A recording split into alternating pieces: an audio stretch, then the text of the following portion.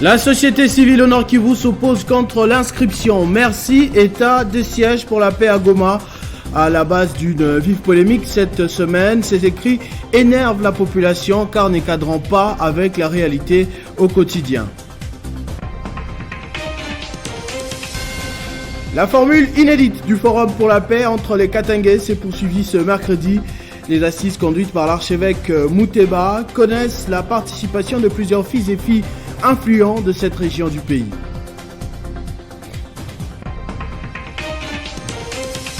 Entre-temps, les violons ne semblent plus s'accorder entre les deux ténors de la coalition Lamouka, Adolphe Mouzito et Martin Fayoulou, qui ne veut pas rejoindre le navire Bloc Patriotique, contrairement à son confrère.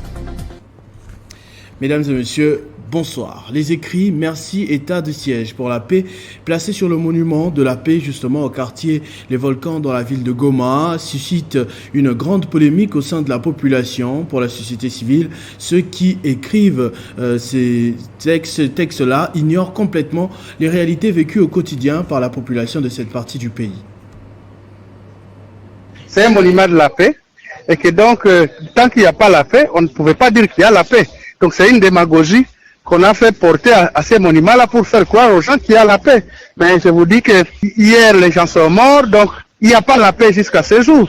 0 groupe armé anéanti depuis l'état de siège. D'ailleurs, pour vous le prouver, le gouvernement l'a constaté et a pris l'initiative de dialoguer, d'engager un dialogue avec le groupe armé dans le processus de Nairobi. Donc ça montre que l'état de siège a échoué. Je suis tout à fait d'accord et d'ailleurs de la partie de ceux qui demandent à ce que ces écrits soient enlevés sur ces monuments. Parce que c'est un mensonge public et celui qui les a placés sur ces monuments devait être puni sévèrement. L'état de siège a été instauré, nous avons dit c'est le salut qui arrive. Et que donc le chef de l'État a pris à cœur nos attentes. Mais curieusement, au fur et à mesure qu'on était en train d'évoluer, on a constaté que rien n'a changé. Les mêmes militaires dans les mêmes conditions, les mêmes policiers dans les mêmes conditions, les mêmes groupes armés dans leurs propres conditions qui n'ont pas été même bougés, moins encore anéantis. Donc c'est là où le désespoir nous a pris et nous avons dit, donc l'état de siège n'était que sur papier, mais sur terrain, il n'y a rien. Donc, il fallait d'abord que le chef de l'État procède à l'évaluation de toutes les opérations militaires déjà menées. C'était la première des choses à faire avant de prendre toute décision parce qu'il a rencontré une situation lui léguée par ses prédécesseurs. Et ses prédécesseurs avaient envisagé certaines solutions malgré qu'elles n'avaient pas abouti, mais il avait d'abord la responsabilité de les évaluer.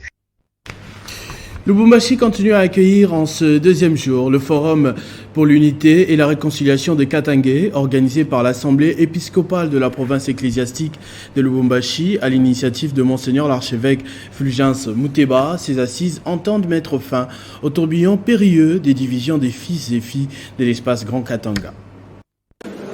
Selon Monseigneur Fulgence Mouteba, archevêque de Lubumbashi, ces assises, qui se tiennent pour la première fois dans l'histoire contemporaine du Katanga, est une occasion pour les natifs de cette partie du pays de célébrer la fraternité et l'unité. L'Église étant au service de la paix et de l'unité, le prélat a tenu à apporter une précision de taille. La démarche est apolitique, elle vise plutôt à permettre aux leaders katangais de fumer le calumet de la paix. Plusieurs icônes et personnalités emblématiques du Grand Katanga prennent part à cette grande rencontre, parmi lesquelles le président d'Ensemble pour le changement, Moïse Katumbi, et la députée nationale, Jeannette Kabila, sœur jumelle de l'ancien président congolais, Joseph Kabila Kabange. Notabilité également de l'espace katangais, Christian Mwando, ministre d'État en charge du plan, a aussi répondu présent à ce grand rendez-vous. Selon lui, ces assises viennent répondre à l'appel du chef de l'État pour une réconciliation nationale. Prenons part à ce forum qui vise la réconciliation des Katangais, qui est dans le processus de la réconciliation nationale. Parce que si nous voulons un pays fort, nous devons bâtir des communautés fortes. Si tout le monde va dans ce sens de la fraternité et pense plus au développement pour taire les querelles inutiles et aller vers la reconstruction de notre pays et de notre province, je crois que nous irons tous de l'avant. Nos attentes, c'est le vivre ensemble entre fils et filles du Katanga. Que nous soyons unis et que nous puissions nous réconcilier. Et ici, le lieu de dire merci à l'archevêque de Lubumbashi, Monseigneur Fulgence de cette initiative louable. Et je comprends que c'est Dieu qui a fait que les Katangais se parlent. Ce forum qui va se clôturer ce 19 mai est ainsi une occasion pour ces fils et filles de l'espace Grand Katanga de se regarder en face, de dialoguer afin de régler leurs différends.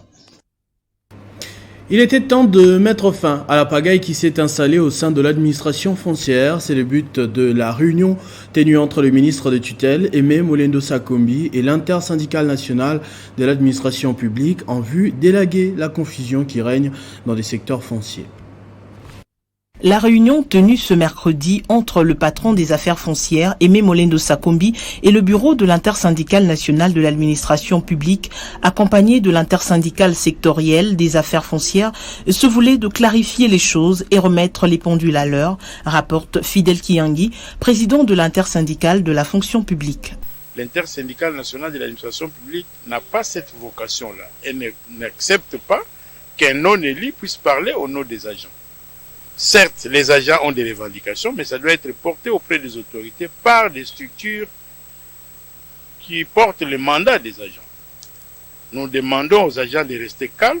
Il y a un cahier de charges que nous allons déposer auprès du gouvernement, auprès de son Excellence, pour les revendications. Les revendications des agents sont logiques en cas d'insatisfaction, mais cela doit se faire dans les normes, poursuit-il. Celui-ci promet en outre de porter les réclamations des agents aux autorités compétentes en vue de leur régularisation. Et son Excellence, Monsieur le ministre, a été trop attentif, ça nous lui remercions, et il nous a demandé de nous revoir très bientôt pour voir les problèmes qui se posent au niveau des fonctionnements de son administration et des conditions de travail et de vie de ses agents. Comme lui-même nous a dit qu'il reste ouvert et nous allons continuer à dialoguer. Pour l'instant, nous invitons les agents à vaquer à leurs occupations en toute quiétude. Il faut dire que c'est depuis un temps qu'une véritable confusion s'est installée dans le secteur foncier. Des structures illégitimes se permettent de prendre des décisions illégales au nom des agents fonciers, les entraînant sur la mauvaise voie. C'est dans ce cadre que la réunion a été organisée afin qu'une issue plausible soit trouvée. Lutte contre la corruption. En République démocratique du Congo, des personnes mal intentionnées veulent discréditer les efforts fournis par le réseau des parlementaires qui accompagnent le chef de l'État dans cette lutte. Le président de l'APNAC, RDC, le député national Passisa Pamba, fait une mise au point. C'est vrai que dans ce point de presse, nous avons parlé de 69 cas de dénonciation et avec un chiffre de 62 milliards. Mais les 62 milliards n'étaient pas 62 milliards de dollars parce que le rapport lui-même n'est pas encore publié. Et donc nous ne comprenons pas qu'on puisse stigmatiser le régime actuel de l'Union sacrée qui verserait 62 milliards de dollars alors que le budget de la République lui-même n'atteint pas encore 15 milliards. Et donc, donner cette information avec précision comme si lui détenait les éléments, cela n'engage que lui.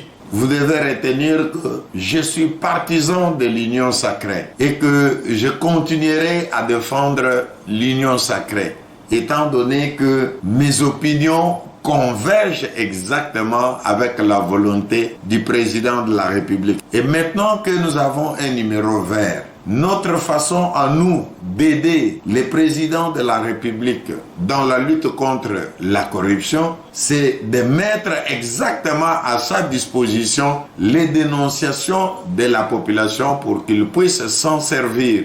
Voilà donc ce que nous tenions à faire comme mise au point par rapport au journaliste Delphin Tamboué de magazine KIN 24 Info Bar 2022 qui ne mènent pas correctement leurs investigations et qui n'a pas été associé au point de presse et qui publie des choses dont lui seul est l'auteur. Adolphe Muzito se désengage de la structure Bloc Patriotique, composée des forces politiques et sociales de la RDC, dont le Front commun pour le Congo, la coalition Lamuka, les laïcs catholiques et protestants. Selon son parti, le Bloc Patriotique ressemble à l'Union sacrée et ne dispose d'aucun acte constitutif, tout en regorgeant en son sein plusieurs auteurs du hold-up électoral du 30 décembre 2018, j'ai cité. Revenons dans les couloirs d'African Mining Indaba 2022 de Cape Town. Juste après sa participation aux assises, Fifi Masuka a eu une série de contacts avec différents investisseurs. Le responsable de Grand Tech était du nombre. Cette entreprise basée dans la périphérie de la capitale parlementaire de la République sud-africaine est spécialisée dans le recyclage des rejets des entreprises minières. Participation au African Mining Indaba 2022 à Cape Town n'a pas été de tout repos pour la gouverneure intérimaire du Lualaba. À quelques mètres du lieu de la conférence, accompagnée des experts du secteur minier de sa province, Marie-Thérèse Masuka Saini a accordé une audience aux responsables de l'entreprise Grand Tech, une société basée dans la banlieue de la capitale parlementaire de la République sud-africaine. Elle est spécialisée dans le traitement des rejets miniers avec la possibilité d'y recycler d'autres matières premières. Grand Tech a aussi la spécialité de fabriquer avec ces rejets des briques dont la durée de vie peut dépasser plus de 2 siècles. L'autorité provinciale a été attirée par ses services, surtout en cette période où elle a engagé le Lualaba dans le processus de construction et de modernisation des infrastructures de base dans le cadre de la mise en route de la politique du chef de l'État Félix Tshisekedi Tshilombo. Nous avons été reçus par Mama Fifi. Nous avons amené des investisseurs qui sont vraiment intéressés à venir investir, surtout dans ce que nous appelons chez nous les rejets des produits miniers et puis les transformer en briques pour assister la communauté paysanne environnante de la zone minière. Juste après l'entretien, la gouverneure intérimaire a dépêché les experts dans les installations de Grand Tech. Après plus d'1 heure d'entretien, l'un d'eux s'est dit convaincu de ces offres qui seront très bénéfiques pour le gouvernement provincial et son peuple, a-t-il confié à la presse. Ils ont été envoyés par le finance par la province, qui a été contacté par ses partenaires qui voulaient investir dans notre province de Lualaba.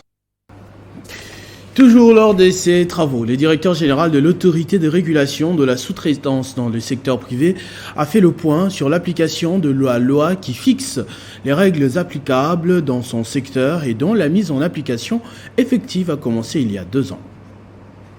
Ce breakfast était une belle opportunité pour l'autorité de régulation de la sous-traitance dans le secteur privé de présenter les avantages de l'application de la loi sur la sous-traitance. Aujourd'hui, le recours des entreprises principales aux entreprises à capitaux congolais pour la sous-traitance se monte à 32,8%.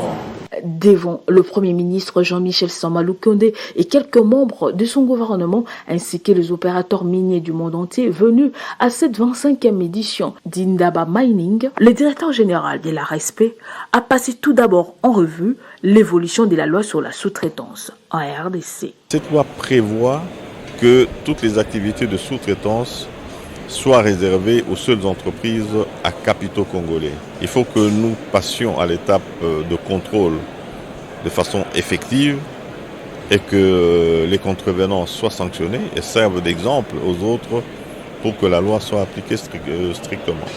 S'agissant des chiffres, c'est un record. À ce jour, plus de 3800 entreprises de sous-traitance ont déjà présenté leur dossier. Avait consenti beaucoup d'efforts pour améliorer le climat des affaires en République démocratique du Congo. Et cet effort, justement, a convaincu des opérateurs économiques venus des 4 coins de la planète à venir investir en République démocratique du Congo dans les principaux secteurs de la vie économique. Par reconnaissance, Kalej Kand a félicité les entreprises principales du secteur minier qui ont fourni beaucoup d'efforts, qui n'appliquent pas encore correctement cette loi, d'accorder des contrats aux entreprises à capitaux congolais, ce qui permettra l'émergence de la classe moyenne congolaise, souhait du chef de l'État. Après avoir été reçu par le président de la République et fait part de tous les maux qui rongent la province du Lualaba, le collectif des fédéraux qui soutiennent le chef de l'État a fait la restitution avec le ministre provincial des Mines, Jean-Marie Chizaïnga, qui a appelé tous les Lualabais à cultiver l'amour et la convivialité. Une démonstration de force ce mardi 17 mai 2022 à Kolwezi. Les collectifs de fédéraux des partis politiques qui soutiennent le chef de l'État Félix Tshisekedi ont réuni les membres de leur parti politique pour faire la restitution de leur dernière rencontre avec le chef de l'État. Plusieurs points étaient à l'ordre du jour, Prenant la parole, le président fédéral de l'UDPS parti au pouvoir, Fouana Moussangusa Isaneuf, est revenu sur le vivre ensemble qui doit revenir entre communautés au Lualaba.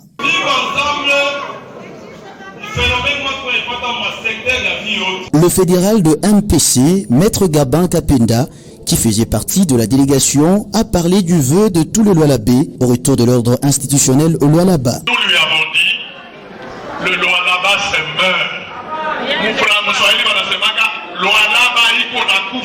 Venu en tant qu'invité en sa qualité du fondateur du parti Action des bâtisseurs pour le développement et démocratie ABD, Jean-Marie Kizainga a centré son message de sagesse sur l'unité de filles et fils du Lualaba. En exhortant la population du Lualaba à bannir le tribalisme, à briser les barrières ethniques, les antivaleurs, c'est-à-dire les mensonges, les insultes, les calomnies qui n'ont pas de place dans notre Des propos qui ont trouvé de place dans le cœur des participants. La restitution des différents fédéraux qui a été claire, le retour de respect des institutions, l'ordre institutionnel, parce que nous avons remarqué au Lualaba de plus en plus les institutions deviennent faibles. Aujourd'hui, la majorité silencieuse s'est exprimée parce que nous voulons que le Lualaba puisse aller de l'avant. Rien que dans l'unité et la convivialité que le Lualaba peut espérer un développement durable. Décédé le 27 mars 2022 à Kinshasa, feu Joseph Lelo Mbulu, premier commandant de la marine marchande de la RDC Zaïre à l'époque et de l'Afrique subsaharienne, totalise 40 jours sous terre. L'association des officiers de la marine a organisé quelques activités commémoratives, notamment une messe d'action de grâce et un repas de consolation, ainsi que des témoignages. C'est dans le but de rendre hommage au commandant Joseph Lelo Mbulu, premier Congolais et noir africain à avoir piloté un navire de haute mer de la Belgique jusqu'au port de Matadi, que cette messe d'action de grâce est célébrée à la paroisse Sacré-Cœur Kinkanda sur initiative de l'association des officiers de la marine, Assomar en sigle, en collaboration avec la famille biologique du défunt. Après les services religieux, Jean-Amici Mutumbi, délégué de l'Assomar venu de Kinshasa, lit l'oraison funèbre. Les qualités de l'illustre disparu sont évoquées. J'ai été personnellement, comme beaucoup d'entre nous ici, un des officiers navigants de la marine ayant navigué sous les commandements et le leadership du commandant Joseph Lelo Mbulu. C'est donc avec respect et abnégation que nous nous souvenons des sacrifices combien incommensurables qu'il a consentis pour nous apprendre et nous former dans ce noble métier de navigant.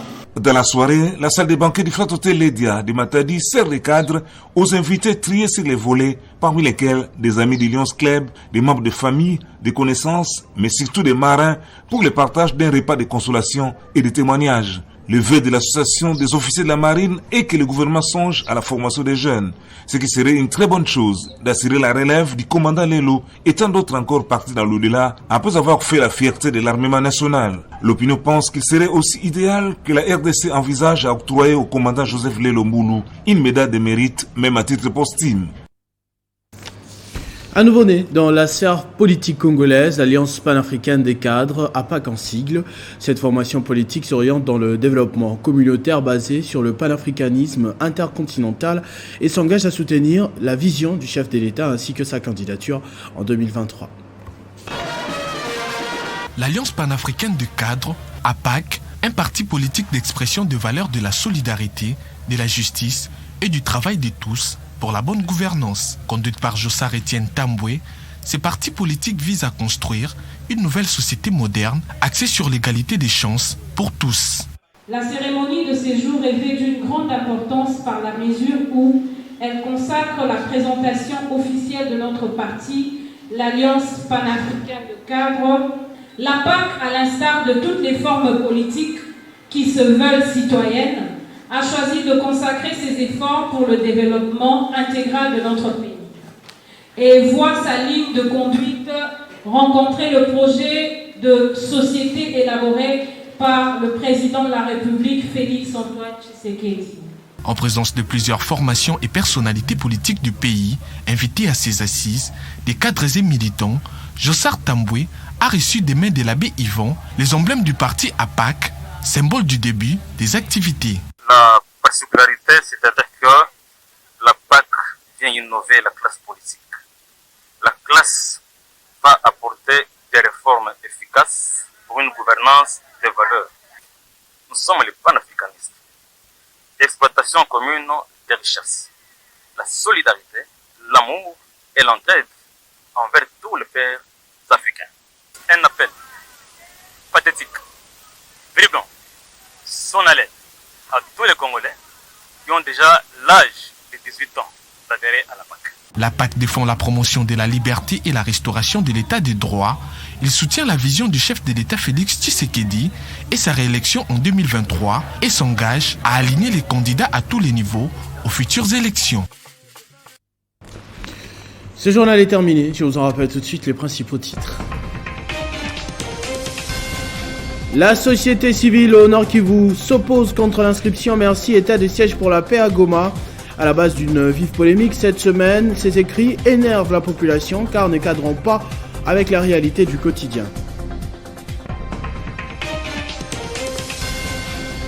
La formule inédite du Forum pour la paix entre les Katangais s'est poursuivie ce mercredi. Les assises conduites par l'archevêque Mouteba connaissent la participation de plusieurs fils et filles influents de cette région du pays. Entre-temps, les violents ne semblent plus s'accorder entre les deux ténors de la coalition Lamuka. Adolphe Muzito ne veut pas rejoindre les navires blocs patriotiques, contrairement à Martin Fayulu. A tous et à toutes, merci de votre attention soutenue. Restez fidèles au programme de votre chaîne Télé 50. Vivez heureux, vivez sans temps, mesdames et messieurs.